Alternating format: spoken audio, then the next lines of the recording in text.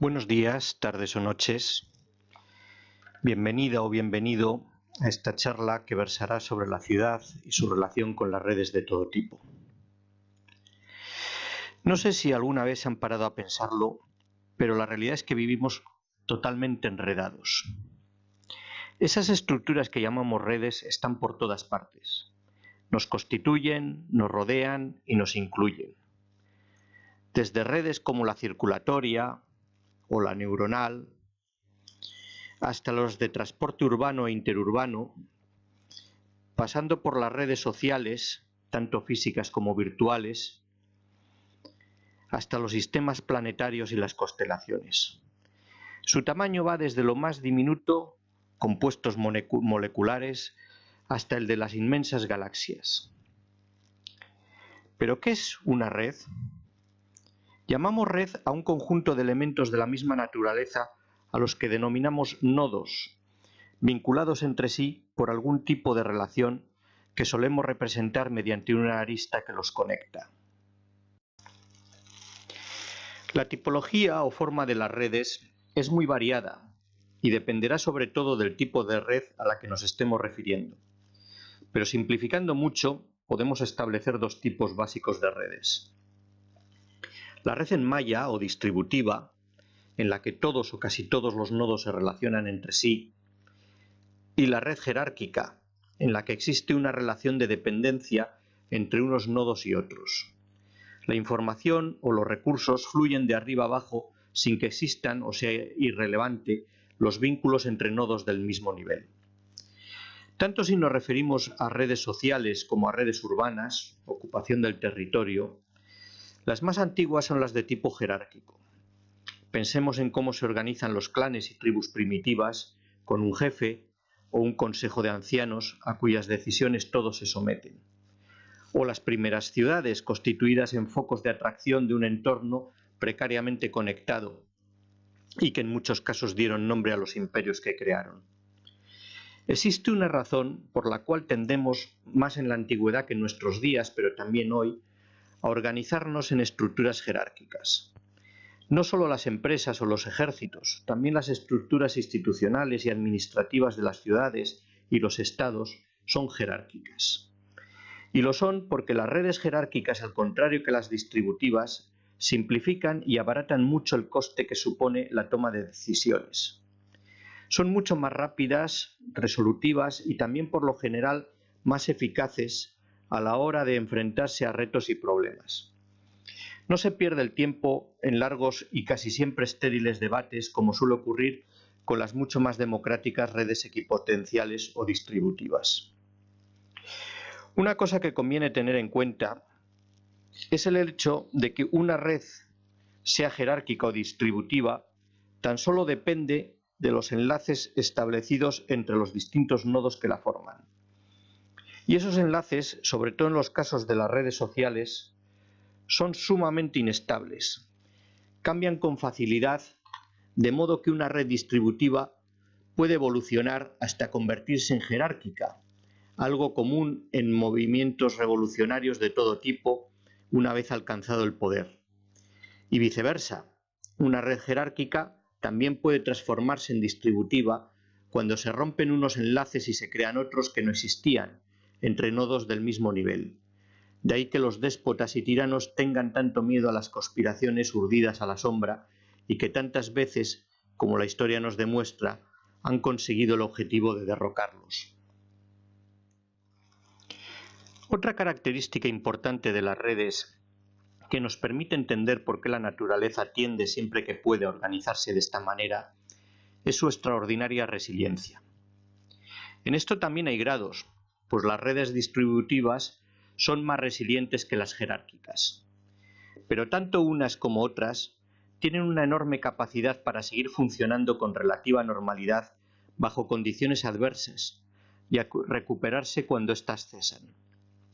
Miren, en este momento, en nuestro propio organismo, hay montones de células que están fallando, pero el sistema en su conjunto absorbe y neutraliza esos fallos. Lo mismo podemos decir de otro tipo de redes como las virtuales. Ahora mismo seguramente hay miles de módems y de routers que no funcionan y un montón de usuarios que no pueden conectar con Internet. En caso de ataque informático, el número de ordenadores que caen y quedan inoperativos puede llegar a ser de cientos de miles. La consecuencia en estos casos suele ser que la red se encoge y puede que se ralentice un poco, pero sigue funcionando y cuando el ataque cesa se recuperará. Para que nos hagamos una idea de la enorme capacidad de resiliencia que tienen las redes, baste decir que para que la red colapse, en el caso de las distributivas y dependiendo de su naturaleza, la destrucción de nodos tiene que ser de entre un 50 y un 80% del total. Y en el de las redes jerárquicas, la desconexión tiene que afectar a una cantidad variable pero importante de los nodos principales. No basta con unos pocos ni con eliminar la cabeza para terminar con ella. Ya conocen el famoso refrán de a rey muerto, rey puesto.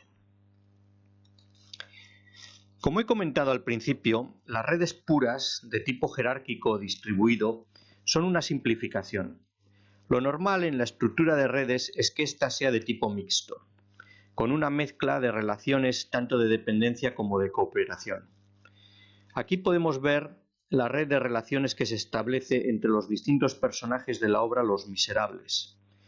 Pero este mismo esquema podría representar también la relación entre los distintos núcleos urbanos implantados en un territorio. Si nos fijamos, en una red mixta como esta, existen dos tipos de núcleo o nodo particularmente relevantes. Los que denominamos nodos centrales, que son los que tienen más conexiones y que en una red puramente jerárquica se corresponderían con los nodos principales, y los que conocemos como nodos puente, que son aquellos que sin necesidad de tener muchas conexiones ponen en contacto nodos o subredes con el núcleo principal y que si fallaran dejarían desconectadas de la red a esos nodos o grupos a los que sirven de enlace. La importancia relativa de un nodo puente, como es obvio, dependerá no tanto de sus enlaces como del número de nodos o agrupaciones a las que conecta con la red principal.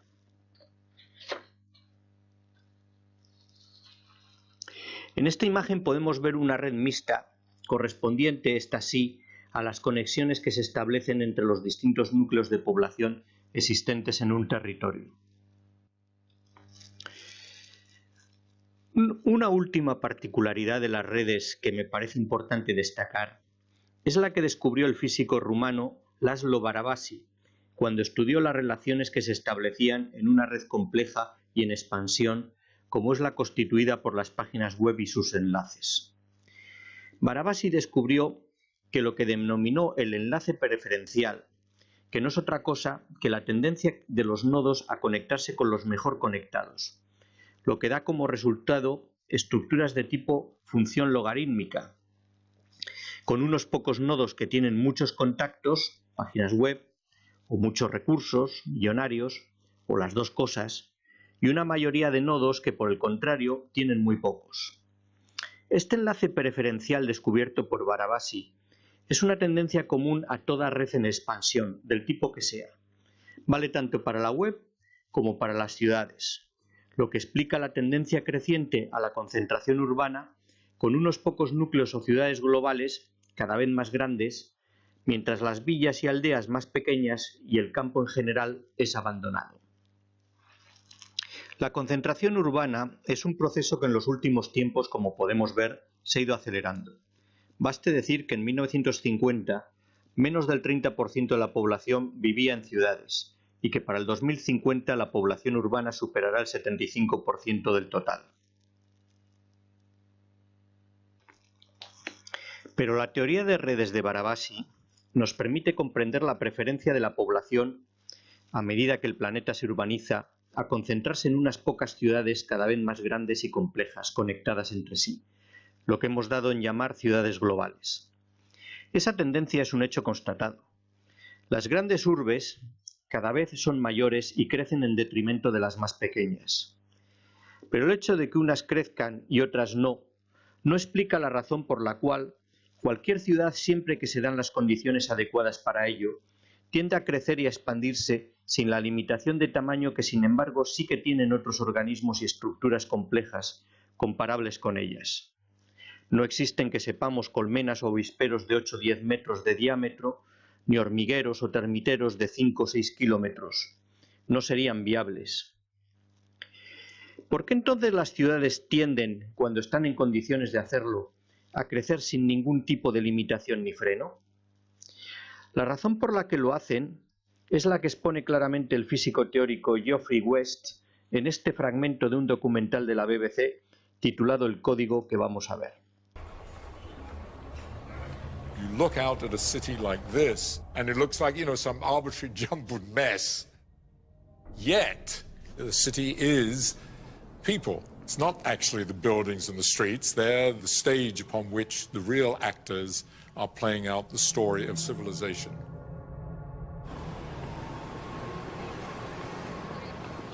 Geoffrey West is a physicist who spent his life trying to see meaningful patterns in the universe.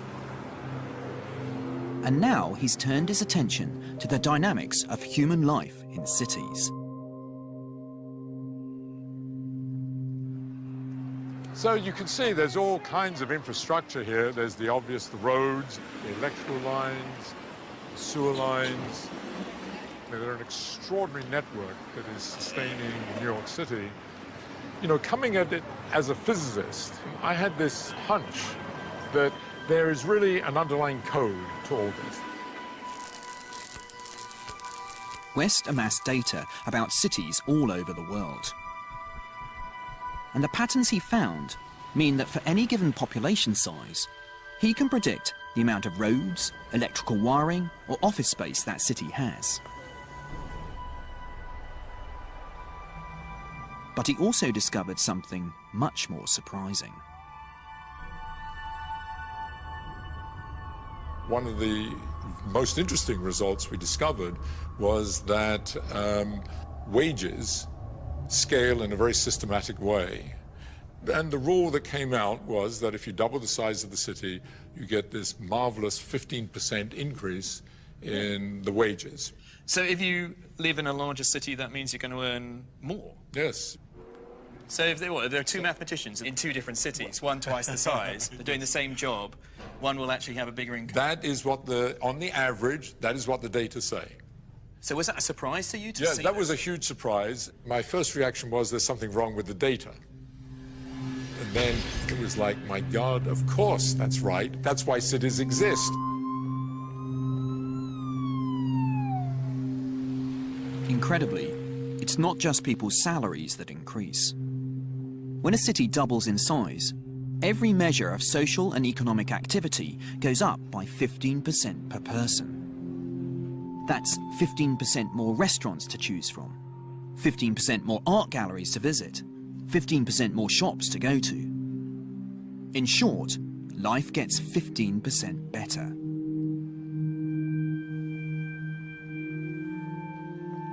It looks like magic, Feels like it's a magic formula that we as social human beings have discovered.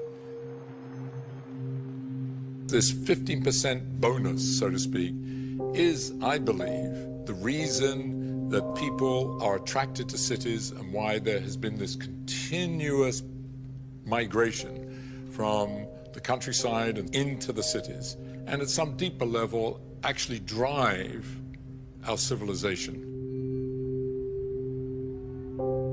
According to Geoffrey West, humankind has an ultimate number. It's this extra 15%, or 1.15.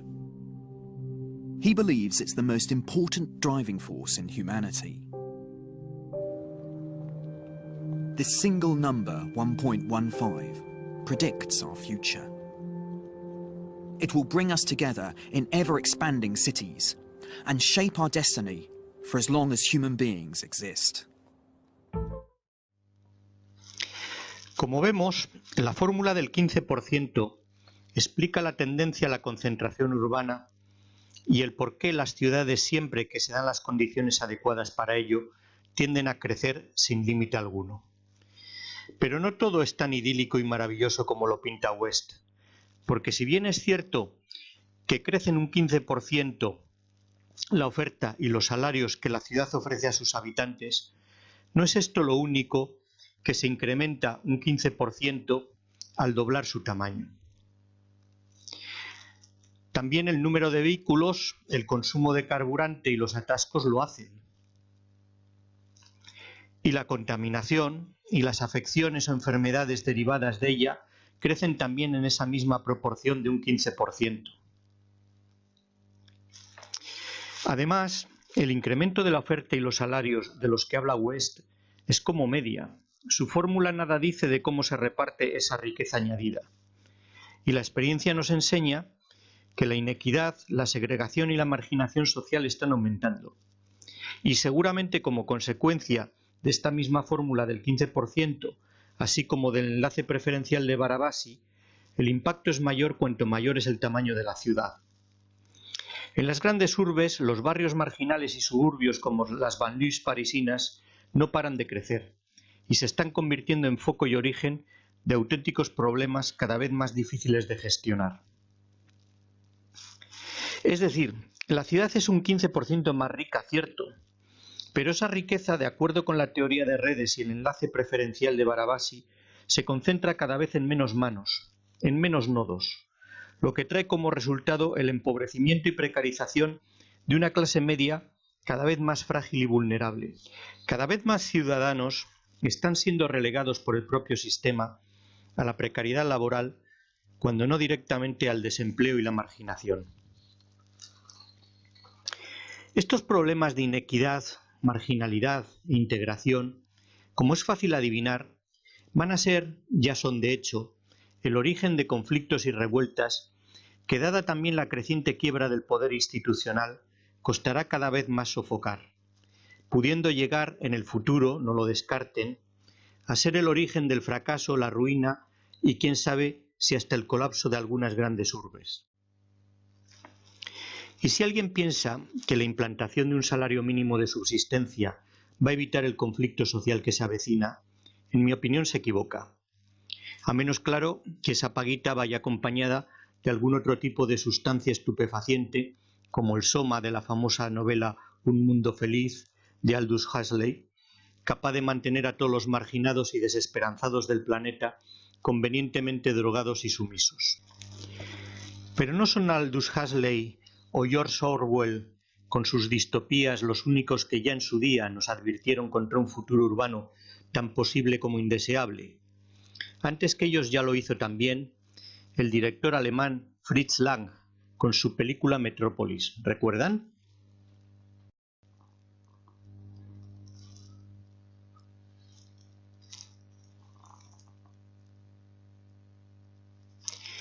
También aquí podemos ver una ciudad deshumanizada en la que la red jerárquica dominante, la oligarquía que la controla, es atacada por otra red de tipo distributivo, formada por la masa laboral alienada que la mantiene.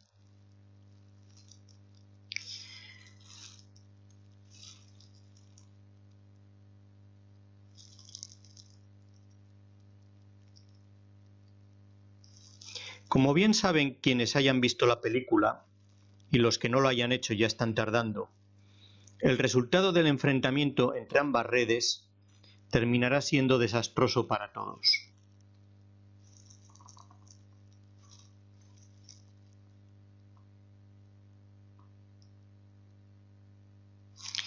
Al igual que la oligarquía de Metrópolis, el Estado, todos los estados, son organizaciones jerárquicas. La mayor rapidez y eficacia en lo referente a la toma de decisiones y la acción urgente, inmediata y resolutiva, fundamental sobre todo en situaciones de emergencia, imprevistos y crisis en general, proporciona a las redes jerárquicas, como ya he dicho, ventajas sobre las de tipo distributivo. De ahí que las sociedades organizadas, por muy complejas y democráticas que sean, las sigan prefiriendo frente a la parálisis y al caos al que abocan las redes puramente distributivas.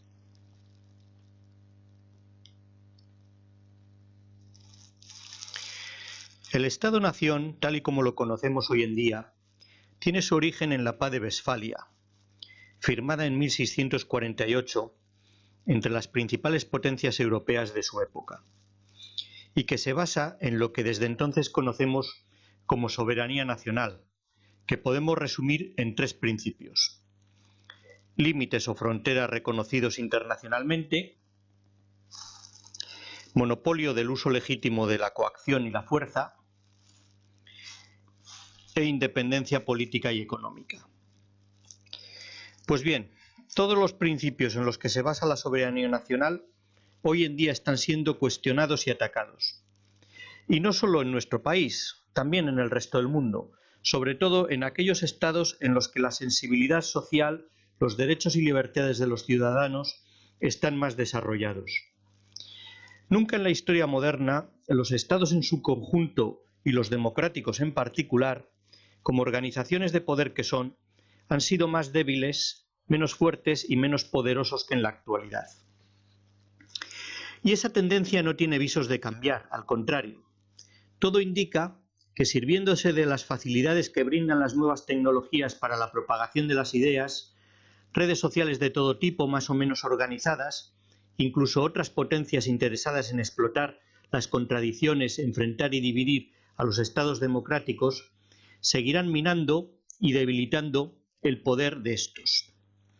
El auge de los populismos, que ya cuentan en muchos casos con importantes cuotas de poder institucional, o el sometimiento de los estados a otros poderes como el financiero, son claros ejemplos para quien quiera verlos de lo que estoy diciendo. Si lo pensamos un poco, nos daremos cuenta de que hoy en día las fronteras son difusas, virtuales o inexistentes, como en Internet, y las físicas que quedan tras uniones aduaneras y espacios Schengen son también cada vez más frágiles y vulnerables, sin que los estados puedan hacer gran cosa por evitarlo, tal y como nos muestran la entrada incontrolada de inmigrantes, el tráfico de drogas o de armas y la huida de capitales a países refugio o paraísos fiscales. El poder también está cada vez más limitado y fragmentado. Pocos estados se atreven ya a hacer uso de una fuerza ni siquiera legítima y proporcionada para garantizar el orden como es su obligación, ante la proliferación de móviles con cámara, redes sociales organizadas y grupos de presión que convertirán en virales imágenes y relatos de los hechos, en muchos casos sesgados y manipulados, con una rapidez y capacidad de penetración que para sí quisieran los medios de comunicación clásicos. Tampoco la independencia política se salva, como ya he explicado, ante la injerencia de potencias extranjeras en asuntos de Estado, interfiriendo en campañas electorales como la de Estados Unidos o aprovechando situaciones de crisis para lanzar ciberataques que desde el anonimato desestabilicen aún más al Estado que lo sufre. Y la soberanía económica tampoco está pasando por su mejor momento, no solo por la unión de monedas, como es el caso del euro, que delega esta en organismos supranacionales, sino también y sobre todo por la dependencia financiera de unos estados cada vez más endeudados y por la reciente aparición de las criptomonedas, que escapan al control de los bancos nacionales. ¿Dónde está la supuesta soberanía del Estado-nación, reconocida como su principal seña de identidad hace casi 400 años en Westfalia? ¿Queda algo? ¿O los estados en los que nacimos se han convertido ya en auténticos muertos vivientes, una especie de zombies a los que nos empeñamos en mantener entubados con respiración asistida para que no se terminen de morir del todo? El Leviatán, ese gigante bíblico que el filósofo y político británico Thomas Hobbes, en su obra homónima, publicada en 1651, tan solo 3 años después de Westfalia, imaginó constituido por los ciudadanos de un país como representación del Estado. Este se apoya a la hora de ejercer su poder en 2 instituciones. El ejército, que es el instrumento que concentra la fuerza y capacidad coactiva que tienen los estados, y los poderes y administraciones públicas, que son sus órganos de gestión interna y que se apoyan en la burocracia como herramienta para el ejercicio del poder. Tanto las Fuerzas Armadas como las administraciones públicas de un Estado, al igual que éste, constituyen redes de estructuras jerárquicas y su tendencia natural, como en el caso de la ciudad, que ya hemos visto, o el de los propios Estados a los que sirven, es la de crecer y expandirse hasta ocupar todo el espacio posible, En eso se parecen a los gases. La única razón por la que no lo hacen es que una fuerza externa a ellas se lo impida. Es lo que ocurre, por ejemplo, en el caso de muchas ciudades, cuando encuentran obstáculos a su desarrollo, y también en el de la mayoría de los estados, así como en el de sus ejércitos, a los que los propios estados impiden su expansión cuando éste ha renunciado o ha perdido en la carrera por imponerse a otros estados con los que compite, en la lucha por mantenerse entre ellos, por ocupar un papel dominante o imperial, hegemónico diríamos hoy, en el concierto internacional.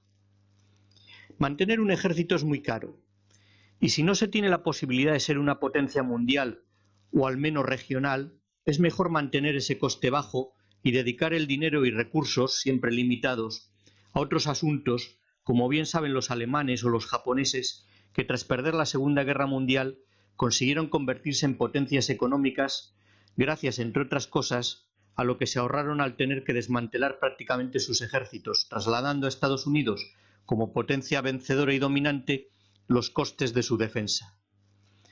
Pero esos controles y equilibrios que limitan el tamaño tanto de ciudades como de estados y de los ejércitos, en tanto que herramientas de proyección internacional del poder de estos, no se dan por lo general en el caso de las burocracias civiles, que al limitar el ejercicio de su poder, sea este local, provincial, regional o estatal, al ámbito interno del Estado-nación y no tener que competir con otras administraciones, no suelen ver frenada su tendencia a desarrollarse y expandirse indefinidamente. Y eso es un problema.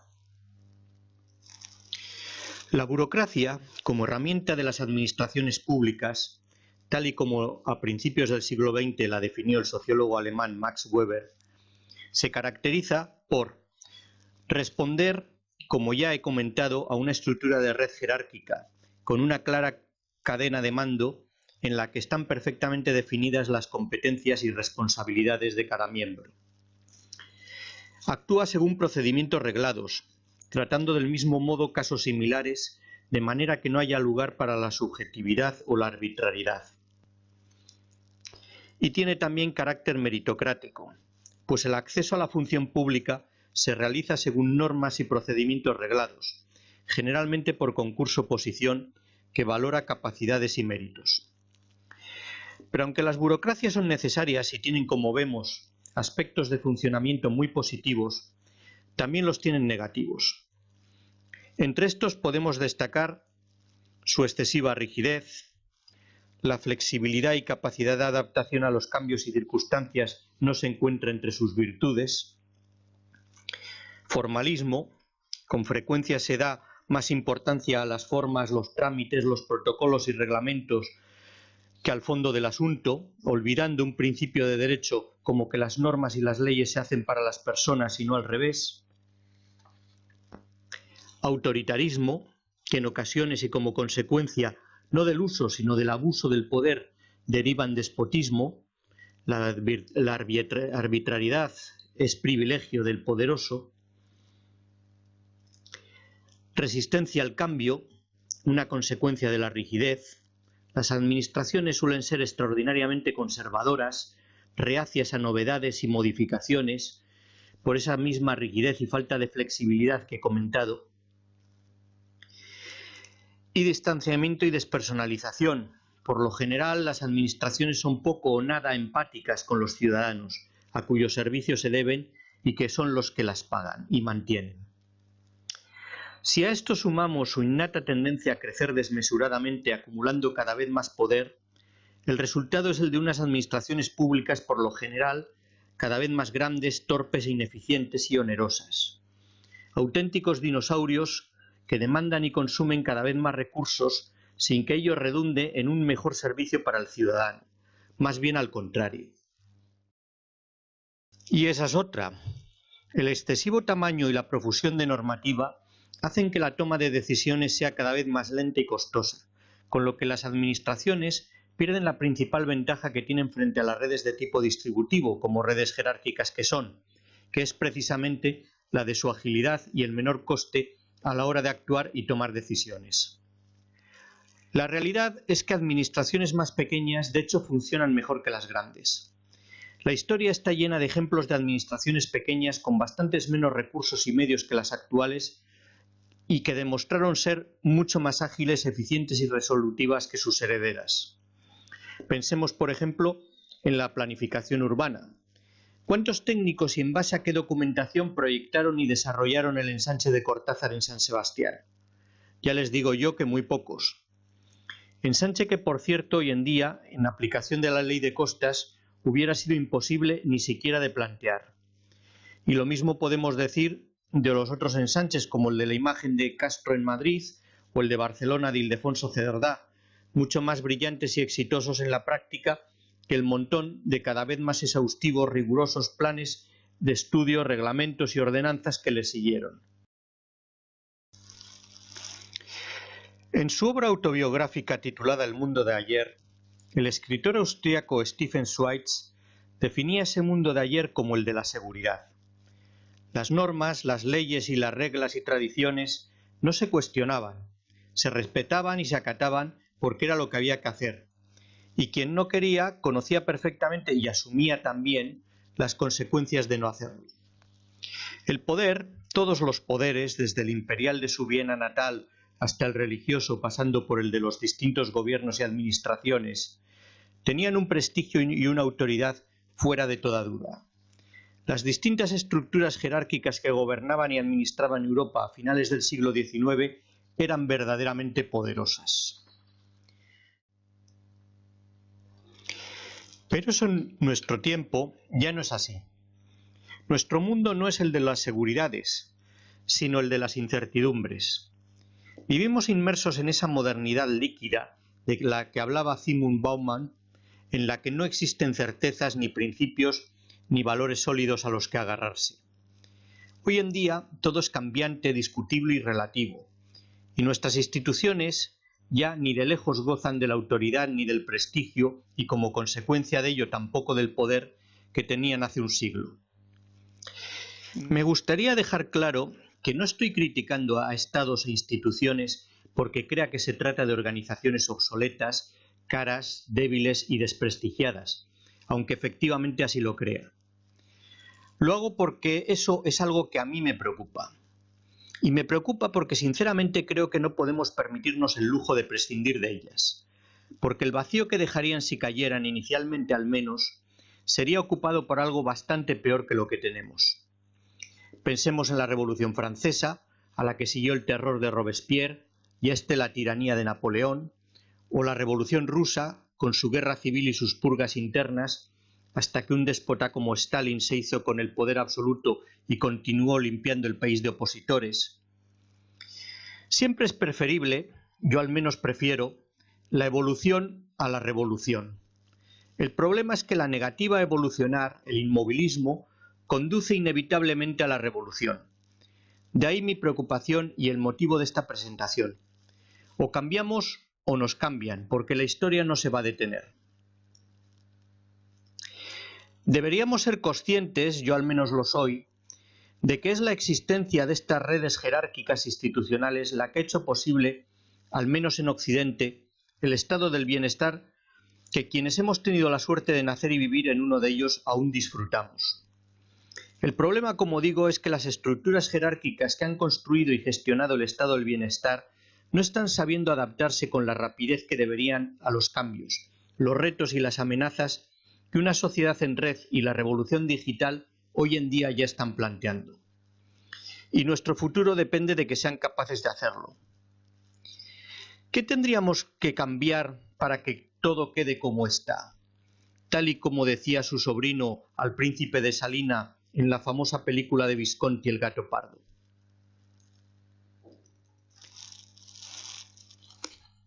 Seguramente lo primero que deberíamos replantearnos es su tamaño. Los estados o las administraciones burocráticas, al igual que las ciudades, no pueden, no deben crecer indefinidamente. No existen en la naturaleza avisperos de 12 metros de ancho ni personas que midan 8. Por algo será. Cuando una organización jerárquica del tipo que sea crece mucho, pierde también buena parte de su eficacia. Cuanto mayor es su tamaño, no solo consume más recursos, sino que además funciona peor, Y eso vale tanto para las instituciones públicas como para las ciudades. Centrémonos de nuevo en las ciudades. En esta imagen de la Tierra de noche podemos ver claramente que tamaño y calidad de vida no están necesariamente relacionados.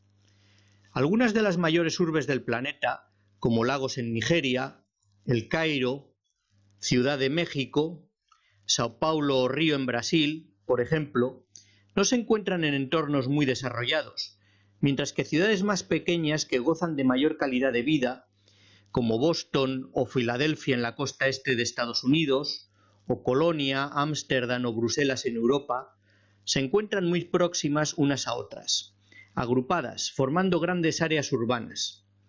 Están de hecho muy bien conectadas. No es por tanto el tamaño de los nodos lo importante. Lo que importa en realidad es la cantidad y la calidad de las conexiones que se establecen entre dichos nodos. A mayor cantidad de conexiones de todo tipo, mayor será también la calidad de vida de una ciudad independientemente de su tamaño. Porque es la proximidad, ese contacto y relación entre iguales, lo que enriquece y beneficia a todas. Si entendemos que lo relevante es lo bien o mal conectada que se encuentra una ciudad, la pregunta en relación a su tamaño deja de tener sentido. No deberíamos preguntarnos cuál es el tamaño óptimo de una ciudad, sino ¿para qué? ¿Para hacer mi vida cotidiana? En ese caso, el tamaño de mi ciudad debería coincidir con el de mi barrio, en el que debería poder contar con todo lo necesario para hacer esa vida cotidiana: comercio, colegio, parque público, oficina, centro de salud, casa de cultura, etc. Para ir al fútbol cuando juega la Real, a pasear por los alrededores, a la playa en verano, a ver los fuegos artificiales en Semana Grande, para enseñar a los amigos que vienen de fuera sus maravillas, algo que evidentemente no hago todos los días. Para eso mi ciudad debería coincidir con mi municipio. Para disponer de aeropuerto, que es algo que utilizo aún menos. Para eso mi ciudad es, o debería ser, la agrupación de municipios que haga viable eso, el uso y mantenimiento de equipamientos e infraestructuras como un aeropuerto. En mi caso, la conurbación transfronteriza Bayona-San Sebastián, con su aeropuerto en Biarritz y su puerto mercante en Pasajes, vertebrada toda ella por el metro, topo o como quieran llamar al tren suburbano, que debería llevar hasta Bayona y contar con ramales tanto al aeropuerto de Biarritz como al puerto exterior de Pasajes.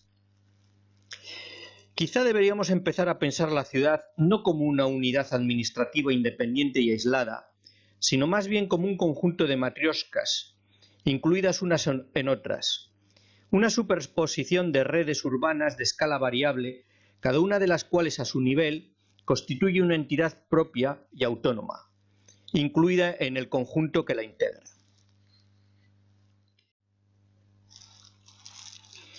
Cuanto mayor sea la escala de la ciudad a la que nos estemos refiriendo, más equipamientos, infraestructuras y servicios debería contener.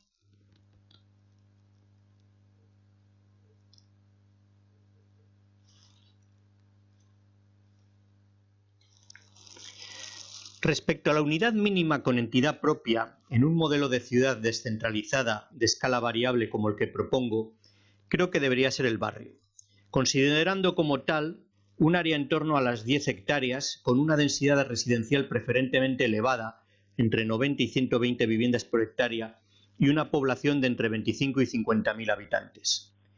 Dicha unidad debería contar en todos los casos con los servicios y equipamientos necesarios para que sus habitantes puedan realizar el 70-80% de su vida sin necesidad de salir de él.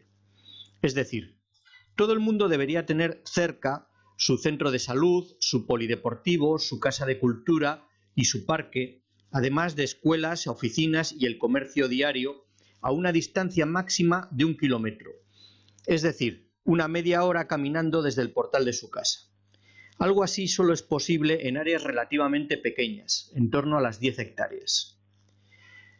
Los mismos equipamientos de barrio deberían también trabajar conectados en red entre ellos, de manera que todos tuvieran los servicios básicos y se repartieran entre sí los cursos y las especialidades cuya demanda sea relativamente pequeña a nivel de barrio, pero significativa a una escala mayor de ciudad.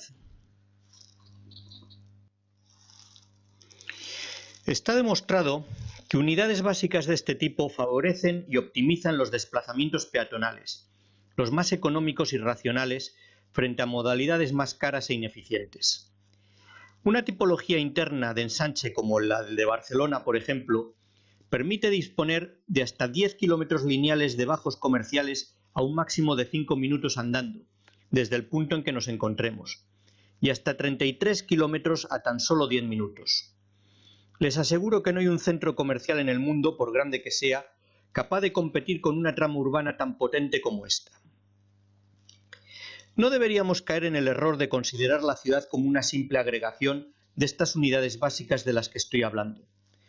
La ciudad no es, o no debería ser, un puzzle de piezas o barrios que solo tienen sentido como conjunto. Si entendemos cada una de las partes que componen la ciudad como verdaderamente autónoma y al conjunto que forman como una red de escala variable, deberíamos de empezar a entender la ciudad no tanto como un puzzle compuesto de barrios, sino más bien como un fractal, en el que cada una de las partes que lo componen es la réplica en pequeño de otra mayor. El barrio debería ser entendido, por tanto, como una ciudad completa en sí misma, no dependiente, que cuenta con todos los equipamientos y servicios necesarios para poder funcionar de manera autónoma, aunque estos equipamientos y servicios de barrio sean menos y de menor escala, lógicamente, que los que corresponden a las ciudades superpuestas en las que se integra. Entender la ciudad como un fractal no debería tener nada de extraño. Los fractales están, de hecho, en la naturaleza por todas partes. Las costas y la topografía del planeta mismo responden a geometrías fractales. Lo mismo que nuestros barrios y ciudades. También son, aunque no las veamos así, construcciones fractales, objetos geométricos cuya estructura básica, fragmentada o irregular, se repite a diferentes escalas.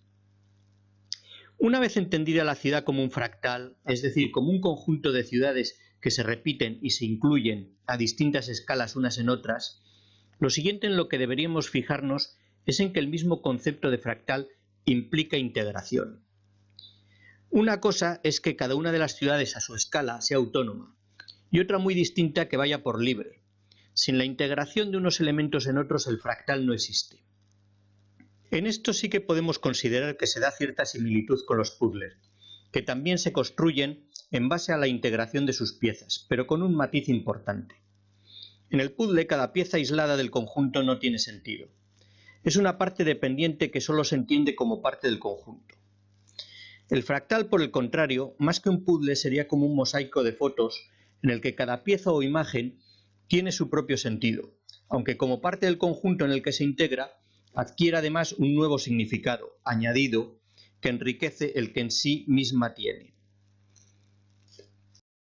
El tercer aspecto importante a tener en cuenta, además de la dimensión y la integración, es el de la coordinación o sincronización entre los distintos elementos que, al igual que nuestros barrios y distritos, se integran en unidades mayores para formar ciudades y áreas metropolitanas o conurbaciones. En esto de actuar en sintonía con la rapidez y flexibilidad que otras estructuras grandes también, pero monolíticas y mucho más rígidas, como nuestras propias administraciones no tienen, deberíamos de aprender de los estorninos.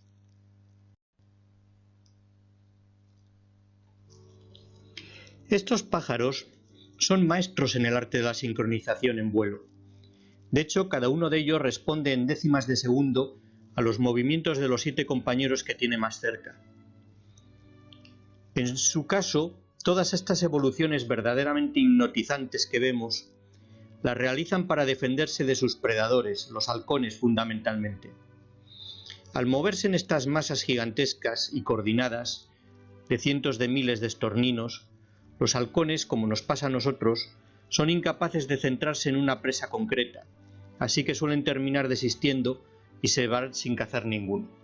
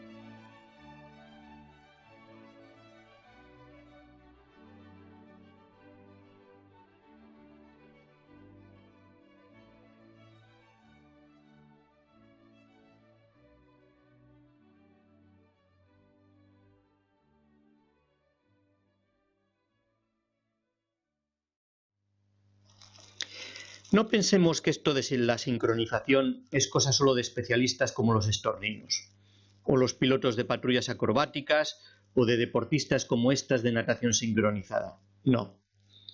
Todos nos desarrollamos y aprendemos copiando e imitando a nuestros mayores y a nuestros amigos. En realidad, como seres gregarios que somos, los humanos estamos genéticamente bastante bien preparados para responder colectivamente. Y nos encanta hacerlo, como demuestran modas y tendencias, o tribus urbanas, por no hablar de la infinidad de trending topics o virales que diariamente circulamos y expandimos por Internet. ¿Pero hay algún mecanismo que nos impulsa a responder de una manera coordinada cuando no hay un director de orquesta al que seguir?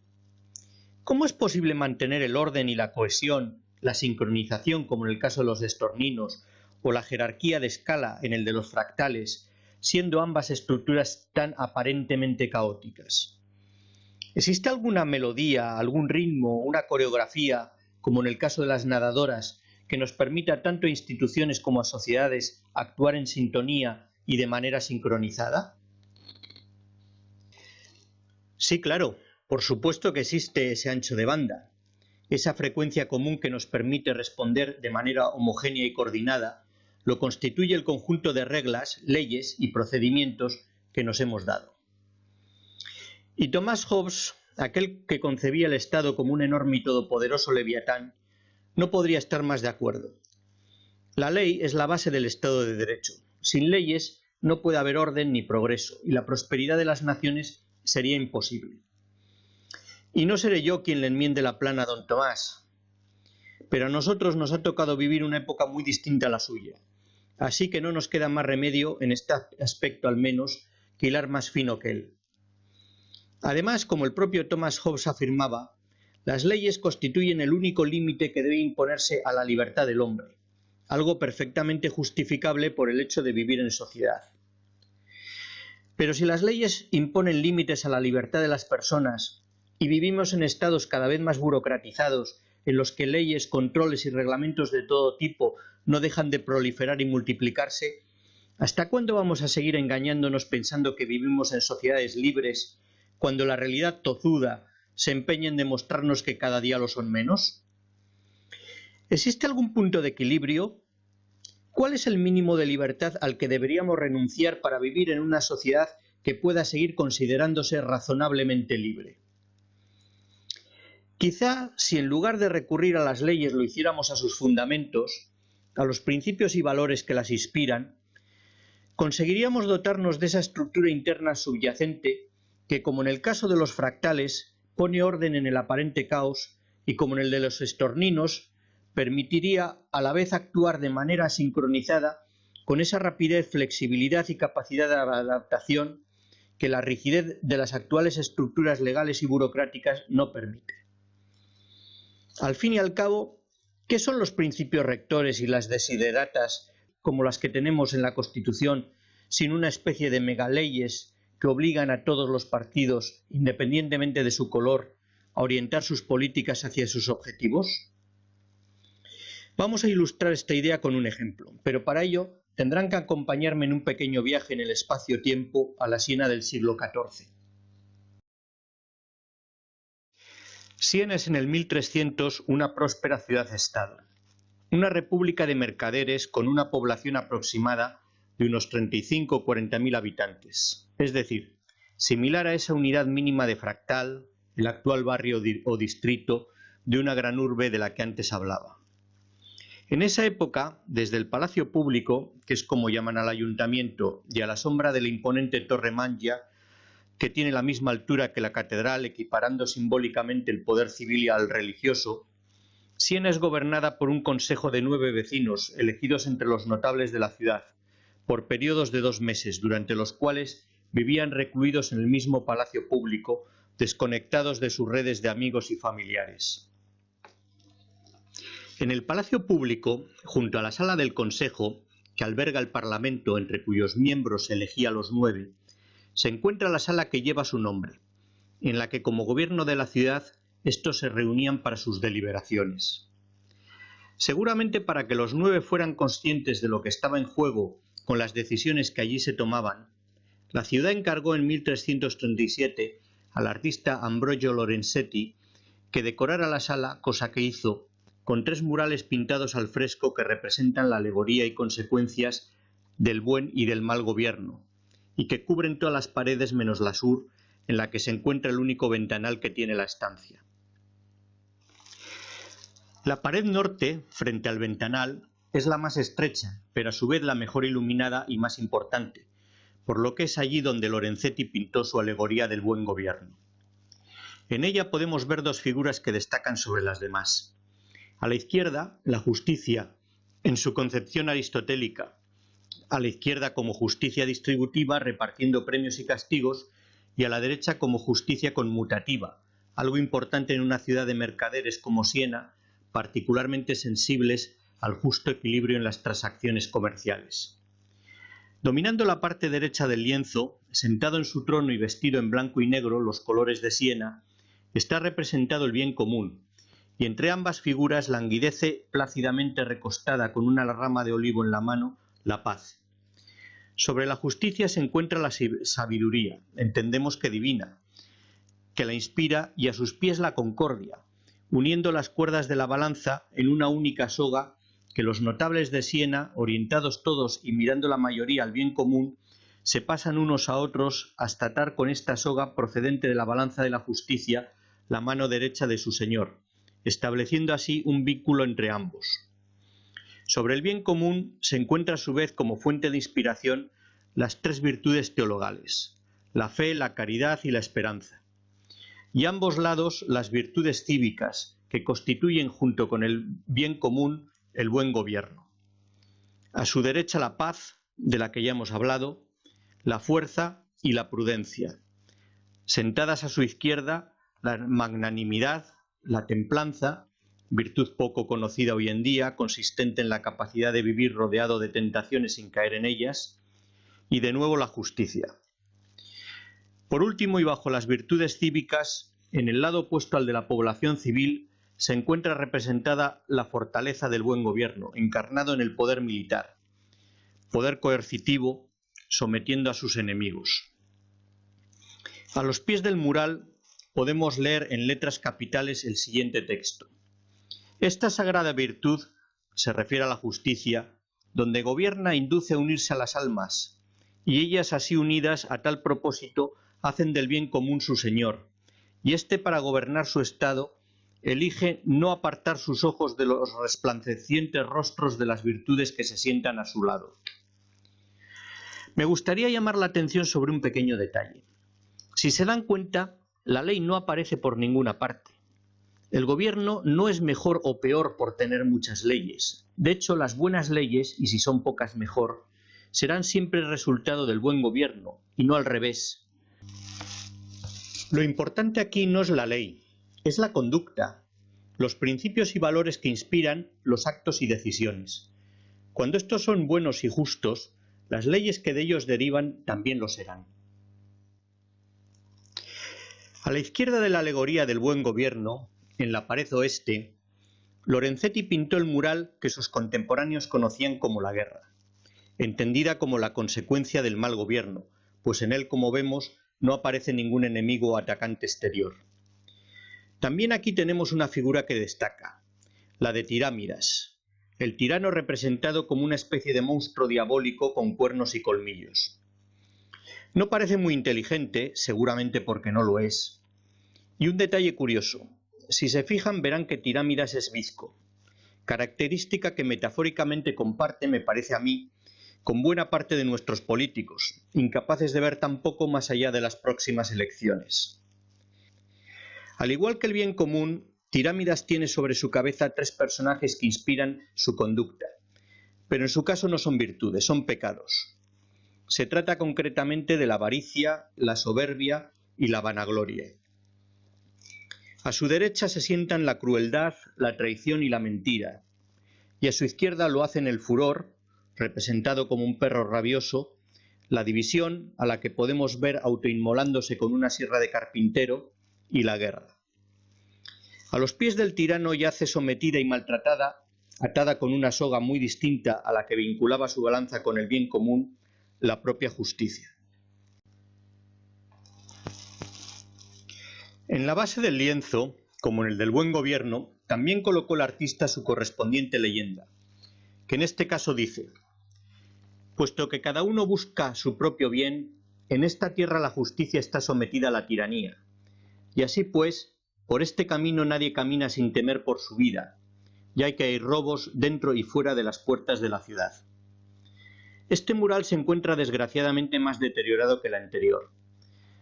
Hay partes de texto e imágenes que se han perdido, pero aún así se adivinan saqueos, asesinatos y otras escenas de violencia y destrucción, mientras los que pueden abandonan la ciudad.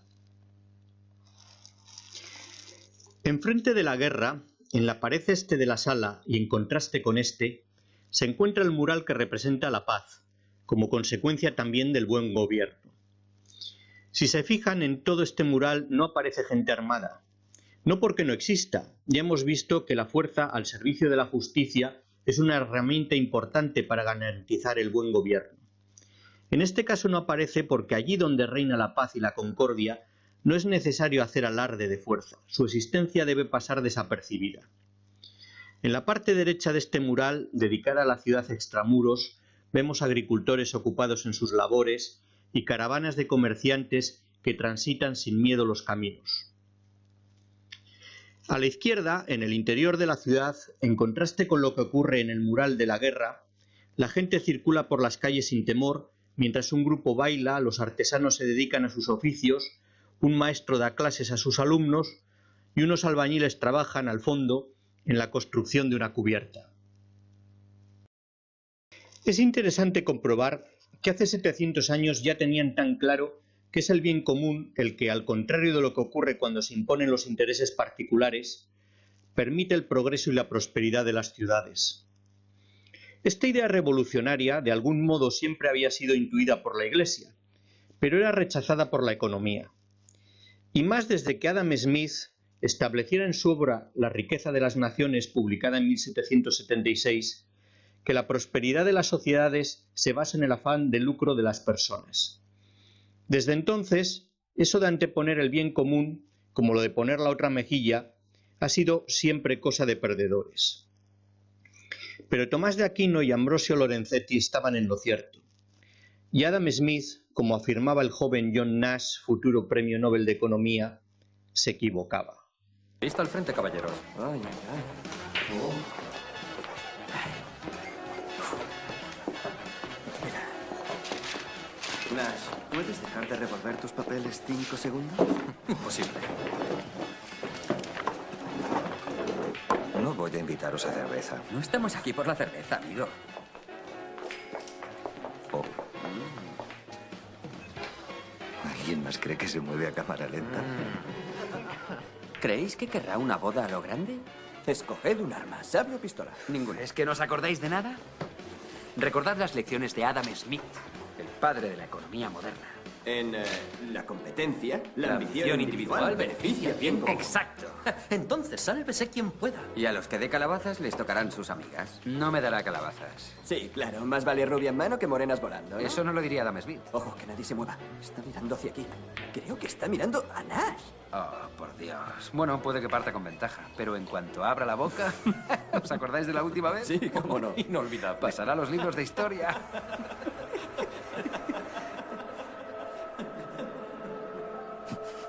Adam Smith se equivocaba. ¿De qué estás hablando? Si la atacamos todos, nos obstaculizamos. Y ninguno de nosotros se la lleva.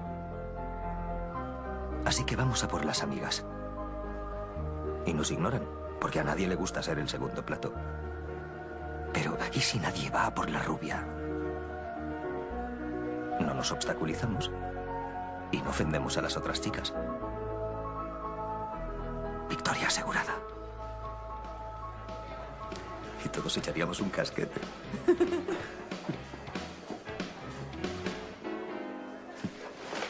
Adam Smith dijo que para el mejor resultado, cada miembro del grupo debe hacer lo mejor para él. No, eso dijo, ¿cierto? Incompleto, incompleto. ¿Sí? Porque para conseguir el mejor resultado,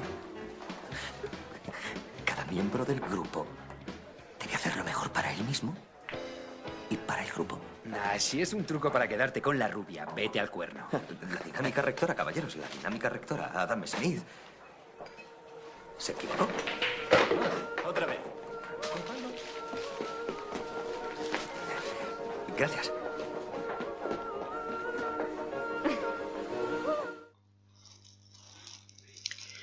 Y con esto llegamos al cuarto y último aspecto, que además de la dimensión, la integración y la sincronización, considero fundamental para la organización y buen gobierno de nuestras ciudades: la cooperación.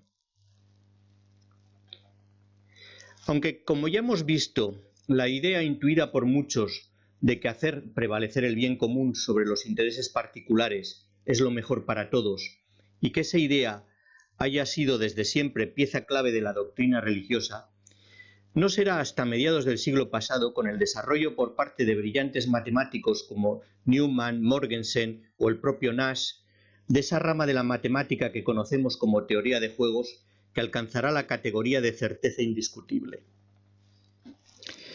Seguramente, el ejemplo más recurrido a la hora de explicar en qué consiste eso de la teoría de juegos sea el famoso dilema del prisionero, formulado por primera vez por Albert Durkheim en 1950.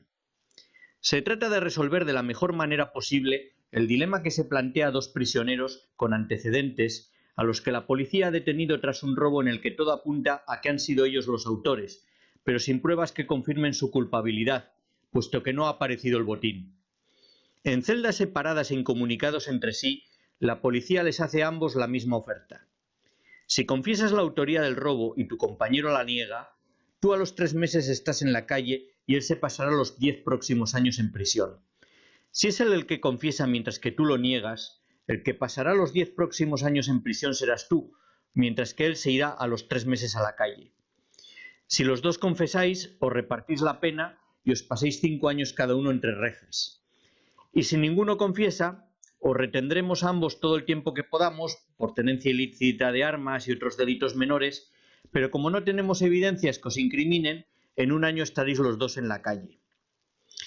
Si nos fijamos, entre las 4 combinaciones posibles que se dan, en función de lo que decida cada uno de los prisioneros, hay 2 situaciones de equilibrio: que los dos confiesen o que ninguno de los dos lo haga.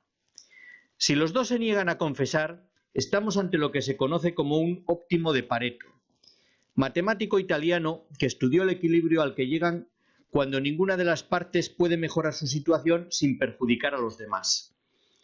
El problema del equilibrio de Pareto en este caso es que es inestable. Cualquiera de los dos puede mejorar y mucho su situación perjudicando al otro. La otra situación de equilibrio, que los dos confiesen, conocida como equilibrio de Nash, el de la película, es, por el contrario, un equilibrio estable. Y será, salvo que tengan fe ciega en el compañero por el que se decidirán, pues es la menos mala para cada uno de los dos por separado. Si confieso y mi compañero lo niega, a los 3 meses en la calle. Si lo hago y él también, mala suerte, pero al menos 5 años es la mitad de 10, que es lo que me caería si me niego a confesar y mi compañero lo hace. Luego, a mí de todas, lo que me conviene siempre es confesar. Una cosa interesante del dilema del prisionero es que muestra claramente que cuando se compite por un bien o por reducir un mal, como en este caso, estamos ante un juego de suma cero. Lo que uno gana, el otro lo pierde, y si empatan se lo reparten. 10 años de cárcel en total. Por el contrario, cuando los dos colaboran entre sí, algo imposible si no existe una sólida confianza mutua, el juego ya no es de suma cero. 2 años de cárcel son menos que 10. Colaborar, como el dilema del prisionero nos demuestra, es siempre mucho más rentable que competir. Otro ejemplo, en este caso multijugador, que ilustra cómo la suma de intereses particulares, cuando afecta a bienes y recursos limitados, no solo es más ineficiente que la gestión común de dichos recursos, sino a la larga resulta enormemente perjudicial para todos, es el problema planteado por Garrett Hardin, conocido como la tragedia de los comunes. Aquí lo que se plantea es la existencia de un campo comunal en un pequeño pueblo ganadero al que todos los vecinos llevan sus vacas a pastar. El pueblo prospera y crece, los ganaderos se enriquecen y cada vez hay más ganaderos que llevan cada vez más ganado al pastizal de la comunidad, con lo que en pocos años terminan esquilmándolo. No hace falta pensar mucho para ver reflejada en cantidad de ejemplos de la vida real y cotidiana la tragedia de los comunes, pues el asunto que plantea no es otro que el de la sobreexplotación de un recurso finito. La sinrazón de permitir que el interés particular se imponga al bien común se basa en que el premio para quien impone su interés particular al de la comunidad es inmediato, mientras que el castigo, las consecuencias negativas de hacerlo, no. Incluso con un poco de suerte no la sufre quien generó el mal, sino sus hijos o sus nietos. A todos, como a los prisioneros del dilema, nos interesa y nos gustaría que los demás hicieran lo contrario a lo que nosotros queremos hacer. Si los otros no me denuncian, van en autobús en lugar de en coche o llevan su ganado a otra parte, saldré antes de la cárcel, dispondré de toda la carretera para mí solo, podré correr más y llegar antes, o mis vacas podrán pastar toda la hierba que quieran sin problemas de escasez. Es decir, se trata de que lo que se conoce como la paga del primo, el sacrificio o renuncia voluntaria a algo por el bien de todos, la suma otro. El problema, como en el caso del prisionero, es que los demás piensan lo mismo, con lo cual nadie está dispuesto a ser el primo. Y el resultado es que los dos prisioneros se pasarán 5 años en la cárcel cuando podían haber estado solo uno, los atascos en las carreteras ya son monumentales, la contaminación cada vez mayor y los recursos naturales seguirán mermando. No son tirámidas ni los políticos los únicos bizcos. También nosotros socialmente lo estamos.